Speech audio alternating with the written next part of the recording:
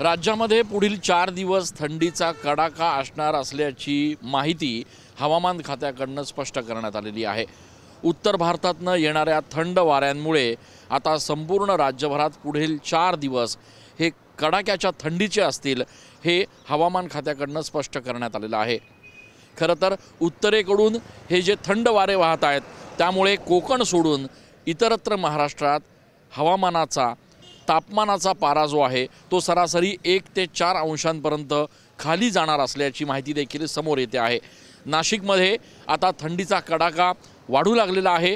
काल परवापासून कडाक्याच्या थंडीचा आनंद एकीकडे नाशिककर घेताना दिसतायत, तर अनेक नाशिककर जे आहेत ते या ठिकाणी सकाळच्या सुमारास व्यायामासाठी बाहेर पडल्याचं देखील बघायला मिळतं आहे।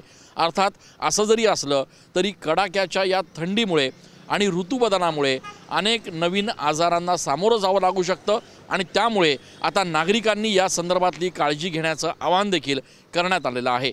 मात्र असं असलं तरी पुढील 4 दिवस संपूर्ण राज्यामध्ये कडाक्याची थंडी नागरिकांना अनुभवायला मिळणार आहे।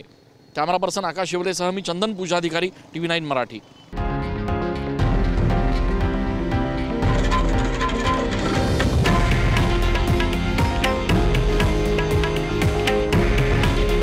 हे आहे देशातील नंबर 1 न्यूज नेटवर्क आणि आपण पाहत आहात TV9 मराठी। काळजी तुमची, हित महाराष्ट्राचं।